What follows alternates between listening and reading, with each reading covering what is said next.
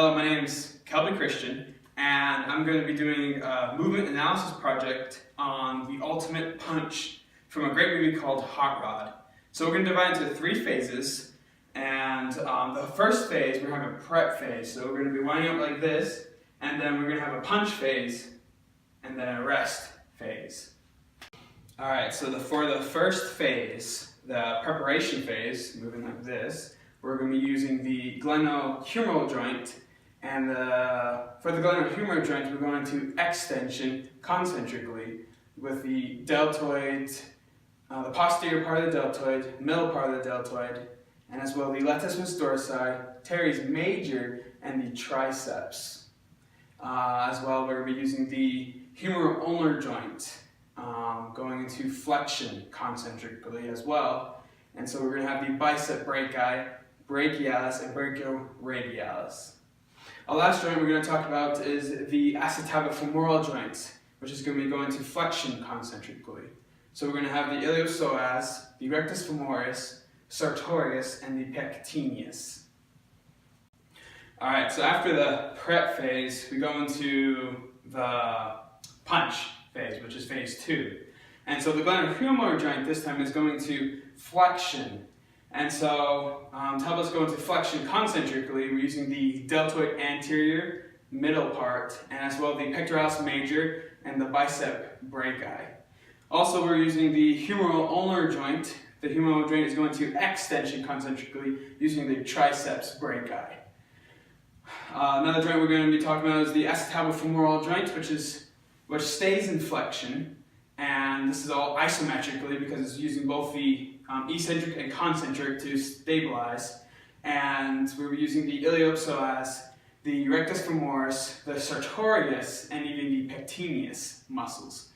The last joint we have is the tibiofemoral joint, and this joint is going to extension concentrically using the quad muscles. So the rectus femoris, the vastus medialis, vastus lateralis, and the vastus intermedius. Alright, so after the punch phase, we have the rest phase. And so for this phase, we're going to have the glenohumeral joint returning into the rest position. So we're using extension, except eccentrically. And so we're using the flexor muscles instead of the extensor muscles. So we're going to have the deltoid anterior and middle, as well as the pectoralis major and the bicep brachii. Also, we're going to be using the acetabular joint, and so we're going to be going into extension eccentrically as well.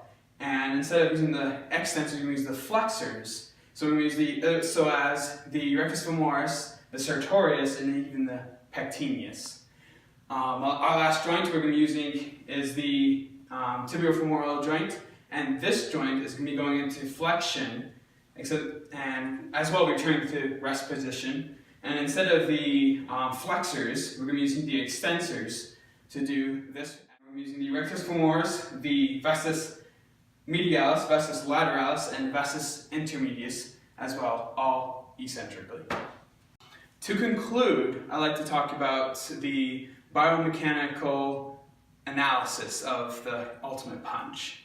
And so some important things is they have to have great force to do the ultimate punch. And to have force, you need your mass, so your own body weight, times acceleration. So you need great amounts of acceleration to have great amount of force.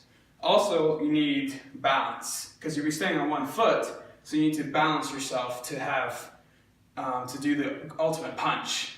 As well, you need power. So if you put all these together, have great power and velocity, you're going to be able to perform the ultimate punch effectively.